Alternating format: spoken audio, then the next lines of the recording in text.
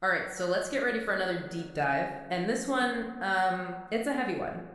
We're tackling a case that's sending shockwaves through the music world. Serious accusations and a legal battle is brewing between a woman known as Jane Doe and two hip hop icons, you know them, Jay Z and Sean Diddy Combs. Our mission today is to unpack this tangled web of allegations and figure out exactly what we know so far. Yeah, and I think it's really important to keep in mind right from the start that we're looking at a civil lawsuit, not criminal charges. That means the burden of proof is different, and the potential outcomes are going to be different as well. We'll get into those nuances later. Right, so the core accusation here is serious stuff. Jane Doe alleges that both Jay Z and Diddy assaulted her at an after party following the 2000 MTV Video Music Awards. She was just 13 years old at the time. Now, Jay Z has come out swinging, denying everything, calling it a blatant blackmail attempt. But get this, he was just added to this lawsuit this month. And there are already some eyebrow raising inconsistencies in Jane Doe's account. Before we get into legal back and forth, though, let's set the scene. Think back to the 2000 VMAs. What was the energy like, and what typically goes down at these after parties? The 2000 VMAs were a massive spectacle, that peak MTV era. The after parties were legendary, exclusive, often at private mansions, of a ton of industry players and aspiring artists hoping to, break in. So you're saying it's kind of a prime breeding ground for, let's just say, situations where lines can get blurred. Definitely. You've got these young, often starstruck individuals. They're eager to make connections, mixed with big names and a whole lot of power in the room. It creates a dynamic right for potential exploitation. Okay, so with that picture in mind, let's walk through Jane Doe's account as it's laid out in the lawsuit. Right. According to the lawsuit, Jane Doe, who was 13 at the time, went to Radio City Music Hall, hoping to, get a glimpse of the action. She didn't have a ticket to the awards show itself. Outside, she started chatting with limo drivers, and one told her he worked for Diddy. He allegedly said she fit what Diddy was looking for and offered to take her to the after party. Hold on already, some red flags popping up there. You're 13 years old and someone's telling you fit what a powerful music mogul is looking for. That's unnerving, to say the least. Yeah, it's certainly troubling. The lawsuit goes on to say he drove her to a house with a U-shaped driveway where the party was going down. Once inside, she was asked to sign what she believed was a non-disclosure agreement. Now consider her age 13. The legality of any agreement like that is immediately suspect. Definitely raises some questions about coercion and taking advantage of someone so young. So, what happened next? Well, she claims she was given a drink that made her feel woozy and lightheaded. Again, given her age, that's beyond concerning. Feeling unwell, she went to a room to lie down. And that's where things take a really dark turn, according to her account. Yeah, Jane Doe alleges that Jay Z, Diddy, and another female celebrity who remains unnamed entered the room. The lawsuit states that Jay Z held her down and assaulted her while Diddy and this other woman watched. It's honestly hard to even process the weight of these allegations. Absolutely, and it doesn't stop there. Yeah. The lawsuit claims that after Jay Z, Diddy then assaulted her as well. So, how does she get out of that situation? According to the lawsuit, she managed to hit Diddy, grab her clothes, and escape from the house. She found a gas station nearby and called her father to come get her. Now, you're probably thinking, okay, what does Jay Z have to say about all of this? And let me tell you, he is not holding back. Right, he's come out with a statement through his company, Rock Nation, calling this lawsuit a straight up blackmail attempt. He specifically named Jane Doe's attorney, Tony Busby, in that statement. And the language he used, strong doesn't even begin to describe it. Yeah, he didn't mince words, calling the whole thing idiotic. What's interesting is he acknowledged how serious these allegations are, but questioned why a civil lawsuit was filed instead of going the criminal route if the claims were true. He even said that anyone who would do such things to a minor should be locked away.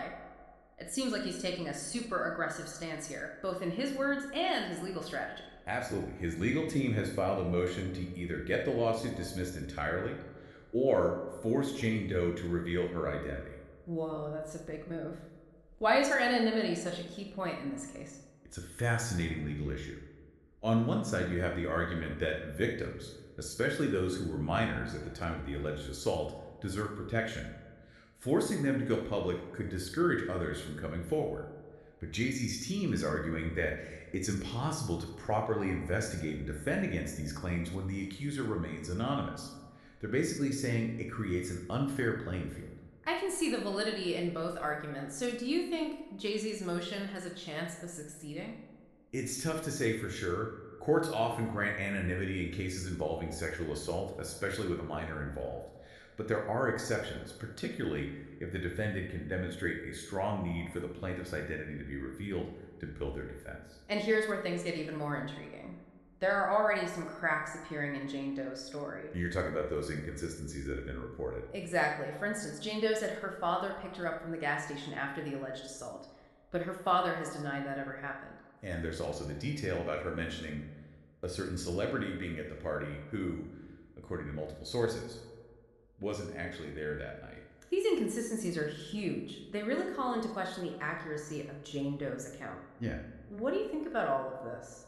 Well, Jay-Z's lawyers are definitely seizing on these inconsistencies. They're using them to paint a picture of a potentially fabricated story, perhaps motivated by extortion or a desire to harm Jay-Z's reputation. It plays right into Jay-Z's claim that this is all just a scheme to get money from him.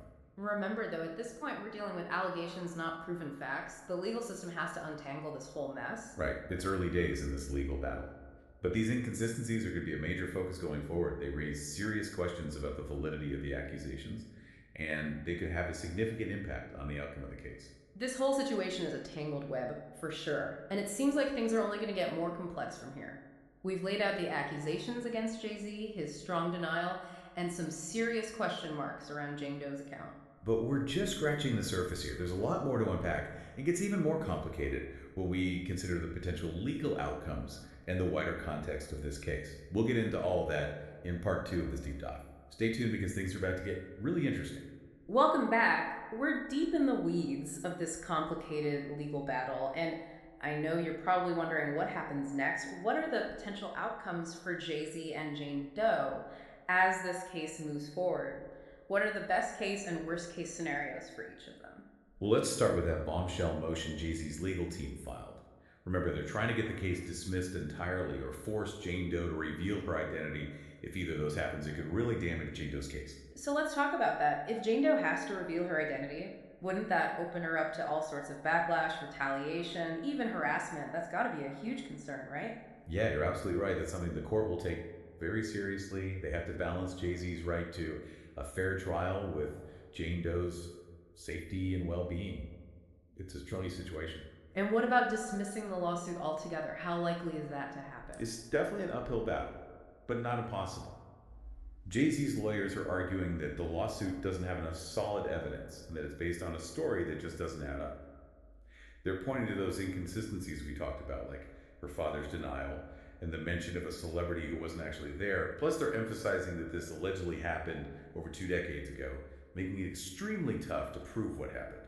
So let's play this out. If the lawsuit isn't dismissed, what's the next step in this legal saga? It moves into what's called the discovery phase. That's where both sides gather evidence, interview witnesses, and basically build their cases. Things could get messy, really messy. Messy? How? Give me the juicy details. Just imagine the media frenzy. This case already has the spotlight on 2 huge names in the music industry, and during discovery, all sorts of potentially embarrassing and damaging information could come out. Think skeletons in the closet, past relationships, anything that might be relevant to the case. Yeah, that sounds like a PR nightmare for everyone involved. Exactly. And it could get even crazier if other people get pulled into the case, either as witnesses or because they might have information that supports one side or the other. Okay, so let's fast forward again. Say the case actually goes to trial. What kind of evidence would need to come out for the jury to decide that Jay-Z is responsible for this alleged assault? That's the million-dollar question. Remember, we're talking about a civil case here. The standard of proof is preponderance of the evidence, which basically means more likely than not, it's a lower bar than in a criminal case where you need proof beyond a reasonable doubt. So what could tip the scales in Jane Doe's favor? Well, any physical evidence from that night would be a game changer. But after 20 years, that's highly unlikely. Witness testimony would be crucial too. But finding people who can remember specific details from that long ago and back up Jane Doe's account, that's a tall order. It sounds like a lot rides on who the jury believes more, right? Whose story is more convincing. Exactly. And that's why those inconsistencies in Jane Doe's story are so damaging.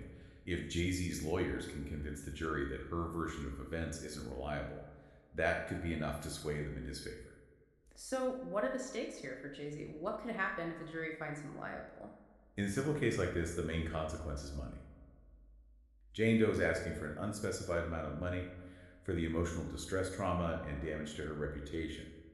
She says she suffered as a result of the alleged assault. If the jury believes her, they could award her a huge sum of money. And even beyond the financial hit, think about the impact on his career, his legacy. This kind of accusation, regardless of the legal outcome, leaves a stain. No doubt about it, even if he wins in court. Just the accusation itself can cause major damage to his brand, alienate fans, even lead to boycotts. So it's kind of a no-win situation for Jay-Z. Even if he's legally cleared, he still loses in some ways. To some degree, yeah, this case has already dragged his name through the mud, and that kind of negativity is hard to shake off completely. Okay, let's flip the script. What happens to Jane Doe if the jury sides with Jay-Z? Well, she won't face any legal punishment, since this isn't a criminal case. But she could be ordered to pay Jay-Z's legal fees, which could be astronomical, and maybe even worse. She could face a ton of public backlash. People might accuse her of lying or trying to cash in on the hashtag #MeToo movement. That's a heavy burden to carry, especially for someone who claims to be a victim. It makes you think about how difficult it can be to come forward with these kinds of accusations, especially against someone as powerful as Jay-Z. It's a huge risk, for sure. It highlights the intense pressure and scrutiny that comes with speaking out against powerful figures. So no matter who wins this legal battle, there are going to be serious consequences for both Jay-Z and Jane Doe. Absolutely. And it's a stark reminder of how messy and complicated these cases can be and how much is at stake for everyone involved. This case really throws a spotlight on the power dynamics of the music industry. We've seen this kind of story play out before, and it's clear that the industry needs to do more to protect vulnerable individuals and create a culture of accountability. I couldn't agree more. This case, regardless of the outcome, is a wake-up call for the industry. They need to take these issues seriously and make real changes to prevent these kinds of situations from happening in the future. All right, so we've walked through the potential legal outcomes and the wider context of this case, but there's another piece of the puzzle we need to explore. How is the public reacting to all of this? What role is social media playing in shaping the narrative? That's what we're going to dig into in part 3. Stick with us, the conversation's far from over. Welcome back. We've been really focused on the legal specifics, But I want to kind of shift gears a bit here. Think about the music industry as a whole, its culture, the power dynamics. This case, with all its messy details, really forces us to confront some uncomfortable truths about how the industry works. Yeah, you're right. We're talking about an industry that often puts youth, beauty, and access on a pedestal. And think about it. Young, aspiring artists, especially women, can feel immense pressure to compromise, to do whatever it takes to, get a shot at success. And that pressure gets magnified exponentially when you're talking about people like Jay-Z and Diddy. And these aren't just successful artists, they're icons, legends, their influence is massive. And that creates a power imbalance that's almost impossible to navigate. What's it like for a newcomer trying to break into that world? Just imagine this. You're a young, talented artist, hungry for your chance. You walk into a room, and there they are, these giants of the industry. It can be intoxicating, intimidating, and incredibly vulnerable all at the same time. And when that kind of power gets concentrated in the hands of a few, it can easily create a breeding ground for abuse exploitation and a culture where people are terrified to speak up. Right. It's like, who are you going to tell? Who's going to believe you? You risk getting blacklisted. Your career could be over before it even starts. And it's not just the music industry. I mean, we've seen this pattern in Hollywood, in politics, in so many areas where power and influence are at play. It's a systemic issue. And while the hashtag #MeToo movement has been a game changer in bringing these issues to light, we still have a long way to go to dismantle the systems that allow this kind of abuse to thrive. So let's talk solutions. What needs to change? What concrete steps can we take to make the music industry a safer, more equitable place for everyone? Well, for me, it starts with addressing those power imbalances head on. We need to empower artists, especially those who are new to the industry, to feel safe reporting harassment or abuse without fearing for their careers. That means having clear reporting systems in place, independent investigations that are taken seriously, and real consequences for those who are found guilty of wrongdoing. And it can't just be about punishing the bad actors. We need to build a culture of respect and consent from the ground up. Think education training programs, open and honest conversations about setting boundaries. And what constitutes appropriate behavior, it's about changing the mindset, the culture itself. Absolutely. We need to shift the culture from one that silences victims to one that encourages transparency, accountability, and support. And this isn't just on the industry to fix. We as consumers have a responsibility here too. Oh, you're absolutely right. We need to be more mindful of who we support with our time, our money, the artists we listen to, the concerts we attend. We need to hold those in power accountable for their actions. and amplify the voices of those who are bravely speaking out against injustice. This case, even with all its ugliness, has the potential to be a real turning point. It's forcing us to face these hard truths and demand better from the music industry and from ourselves. It's a wake up call that we can't afford to ignore. The time for being passive is over. We need to work together to create a future where everyone in the music industry, regardless of their age, gender, or background, feels safe, respected, and empowered to chase their dreams without fear. This has been a heavy deep dive, but an incredibly important one. We've unpacked a complex legal battle, but we've also gone deeper, exploring the power dynamics that shape the music industry and the changes that need to happen. And as always, we encourage you to keep digging, stay informed, and use your voice to push for a safer and more just world for everyone. Thanks for joining us on this deep dive. We'll see you next time.